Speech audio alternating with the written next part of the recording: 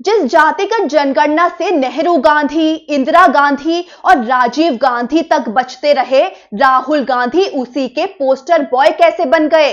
मोदी सरकार ने अचानक जातिगत जनगणना का ऐलान किया तो कांग्रेस ने तुरंत क्रेडिट लेते हुए कहा कि ये राहुल गांधी की जीत है और जगह जगह राहुल गांधी के पोस्टर लग गए कि आखिर मोदी सरकार को राहुल गांधी के आगे झुकना पड़ा। प्रधानमंत्री मोदी की अध्यक्षता में हुई कैबिनेट मीटिंग के बाद ये बड़ा फैसला सामने आया कि देश में अब जातियों की भी गिनती होगी।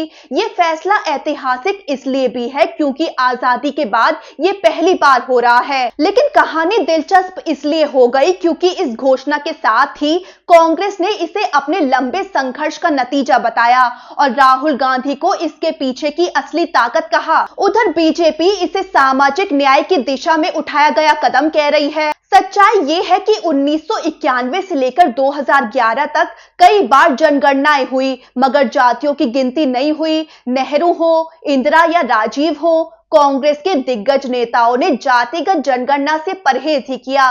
2011 में यूपीए सरकार ने जरूर एक सामाजिक आर्थिक सर्वे कराया था, लेकिन वो भी आंकड़ों की राजनीति में दबकर रह गया। लेकिन राजनीति में जैसे हर दौर एक नए चेहरे का इंतजार करता है, राहुल गांधी ने इस मुद्दे को सिर्फ उठाया नहीं बल्कि जन जन तक पहुंचाया।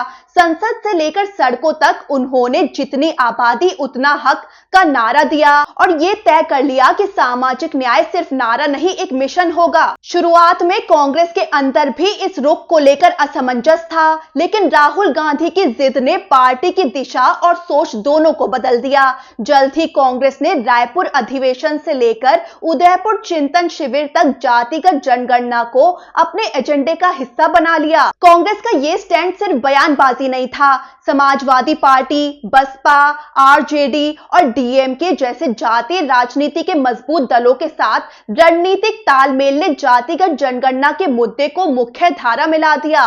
गुजरात, तेलंगाना और कर्नाटक जैसे राज्यों में सर्वे मॉडल को उदाहरण बनाकर राहुल गांधी ने इसे राष्ट्रीय मुद्दा बना दिया और अब जब सरकार ने इसे लागू करने की घोषणा की है तो विपक्ष इसे अपनी जीत बता रहा है कि आखिरकार मोदी सरकार को विपक्ष के आगे झुकना पड़ा। अब मोदी सरकार ने इसे लागू करने की घोषणा तो कर दी है, लेकिन राहुल गांधी का सवाल साफ है कि टाइमलाइन क्या है। सिर्फ घोषणा से काम नहीं चलेगा। राहुल गांधी हमेशा से भरोसा जताते आए हैं कि इस जनगणना से न केवल पिछड़े वर्गों को न्याय मिलेगा बल्कि देश में संसाधनों की असली तस्वीर सामने आएगी। राहुल गांधी ने जातिगत जनगणना पर सरकार से 4 सीधी मांगे भी कर दी हैं।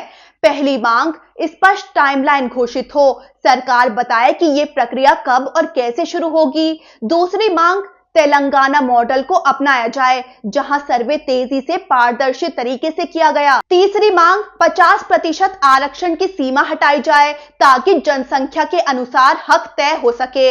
और चौथी मांग, निजी संस्थानों में भी आरक्षण लागू हो, सामाजिक न्याय केवल सरकारी नौकरियों तक सीमित न रहे। अब गेंद तो सरकार के पाले में है, लेकिन जनादेश की पिच पर राहुल गांधी पहले ही बैटिंग कर चुके हैं। अब देखना यह होगा क्या सरकार इस मांग को वाकई जमीन पर उतारती है या नहीं।